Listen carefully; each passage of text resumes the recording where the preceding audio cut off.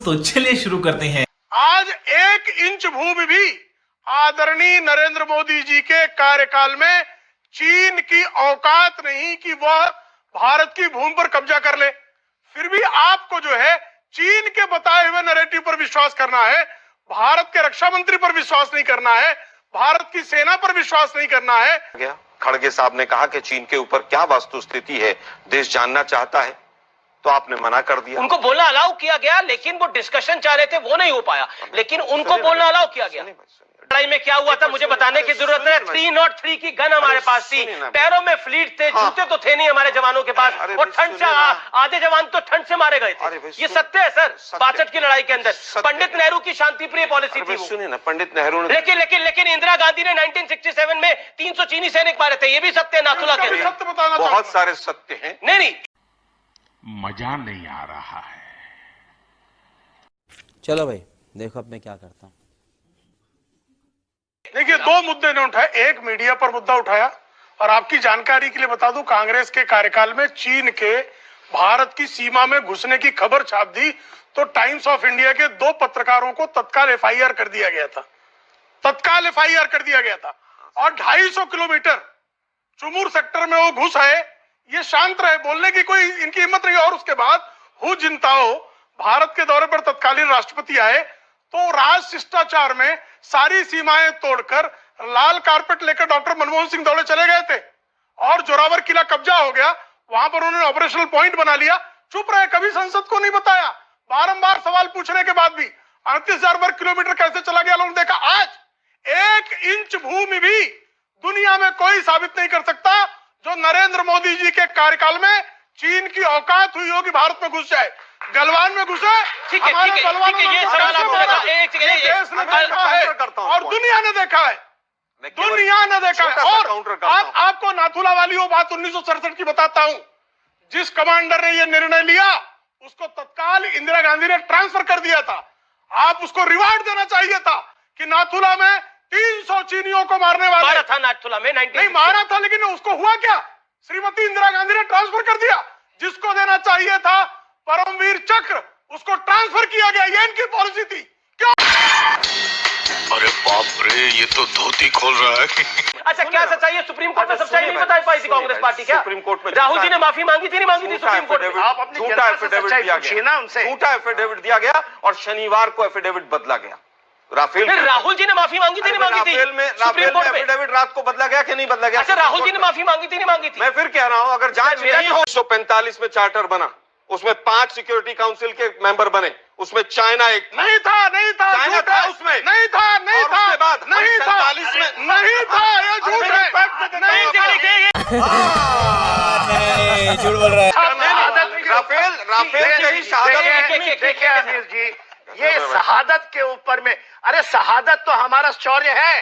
हम तो कहते हैं पुर्जा पुर्जा कट मगरे कभी ना छाड़े खेत। ये तो हमारी सीख है। निश्चय कर, मैं सिख रेजिमेंट का हूँ, और अभी आपने जो देखा वो सिख सोल्जर्स हैं। जी, सिख से और हम क्या बात करते हैं?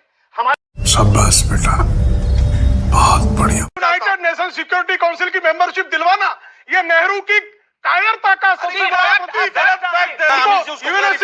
कब मिली? मैं बताता हूं, आप दोनों को मौका दे रहा हूं। इत्मीनान, मैं बताता हूं। लेकिन जो पंडित नेहरू के बारे में वो एक फैक्ट बोल रहे हैं, जिसके अंदर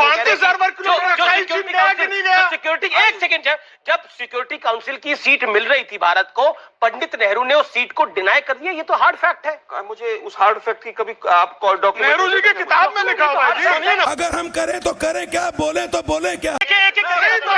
क्या बात कर रहे हैं आप? मुझे नहीं था। कौन सी हिस्ट्री, ये कौन सी चाइना के लिए ये लोग काम कर रहे हैं? चाइना था, ये कौन सी हिस्ट्री है? 49 में तो माओ ने चाइना को लिबरेट किया है।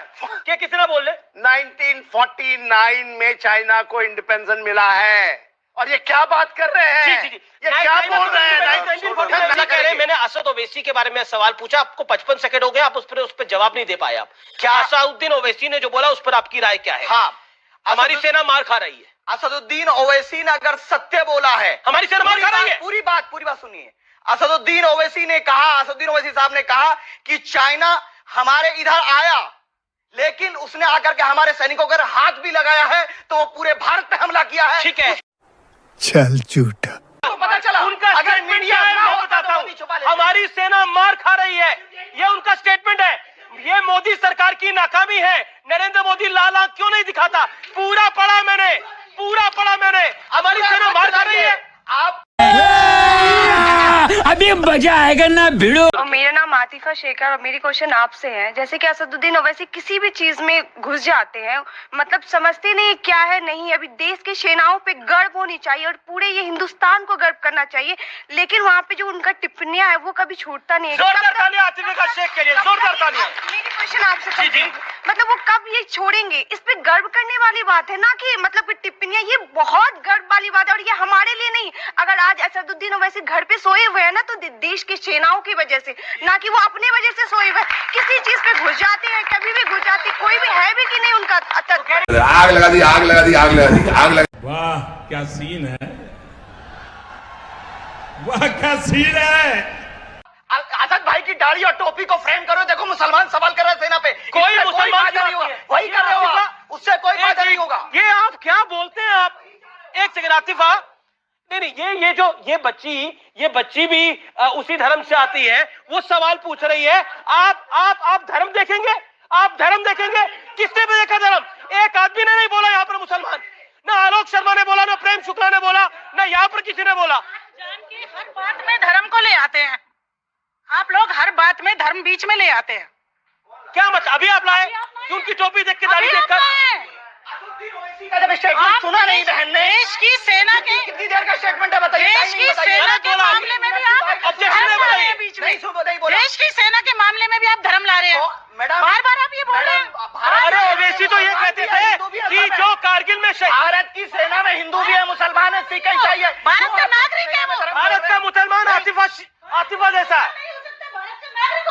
नहीं क्यों? अरे भारत का नागरिक होगा कोई भी, यहाँ भारत का मुसलमान या भारत का हिंदू, वही सब नहीं होगा। आपने कहा भारतीय मुसलमान। कॉन्स्टिट्यूशन को पढ़िए, कॉन्स्टिट्यूशन में आर्टिकल 25 को पढ़िए। ठीक है, अब आप भारत का नागरिक अपने धर्म पे चल सकता है, ये भारत का नागरिक होगा वो। आप भारतीय मुसलमान कोई अलग नहीं है। अब मैडम सिर्फ भारत का नागरिक होगा। सर मेरा नाम केतन कटारिया, मेरा क्वेश्चन आपसे है सर, मार जो है ना हमारी सेना नहीं खा रही है, मार राजनीति में आपके नेता और आपकी पार्टी खा चुकी है सर, और बहुत अच्छे तरीके से खा चुकी है, आपको मानना पड़ेगा। और ये इस तरीके की राजनीति करके आप अपना जो है ना बहुत अपना स्तर आप अपना स्तर जो है ना बहुत नीचे तक लेके आ गए। ये सब चीजें शोभा नहीं देती आपको। मेरा निवेदन है आपसे, आप भारतीय सेना को अपनी राजनीति के अंदर बिल्कुल मत लेके आइए। बहुत अच्छी, ये बड़ी अच्छी बात कही आप। खत्म, bye bye, tata, goodbye, गया।